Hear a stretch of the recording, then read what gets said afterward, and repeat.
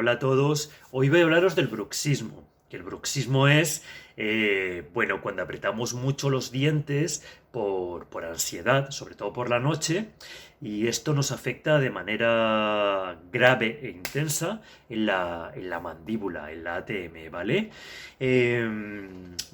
Este bruxismo viene provocado básicamente por un estancamiento energético, eh, por una gran ansiedad, sobre todo de hígado, ¿vale?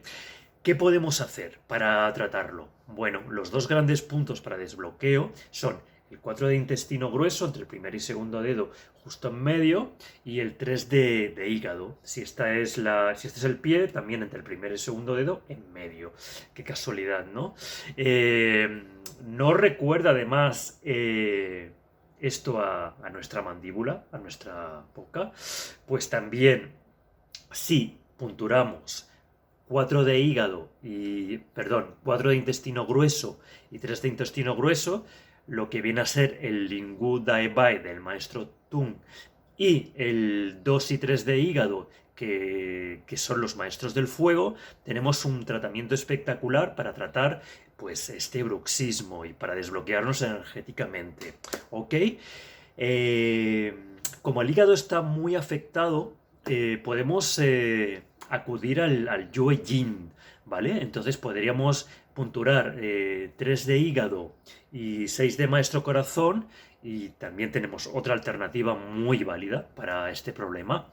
Y por último, pues podemos acudir a puntos locales. ¿Cuáles son los meridianos que recorren, digamos, la zona de la cara, la zona de mandíbula? Estómago y vesícula biliar, ¿no? Pues ponemos algún puntito de estos meridianos a nivel local, y luego podemos hacer el Lingu Dai Bai más Maestros del Fuego o 3 de hígado más 6 de Maestro Corazón. Con esto vamos a tener un resultado súper, súper, súper espectacular. Podemos recurrir también con cráneo sacral para recolocar la mandíbula y para liberar pues todo lo que es la musculatura de la zona, o algún masaje que relaje. Probadlo, probadlo, probadlo, porque os va a venir muy, muy bien. Ya me contaréis.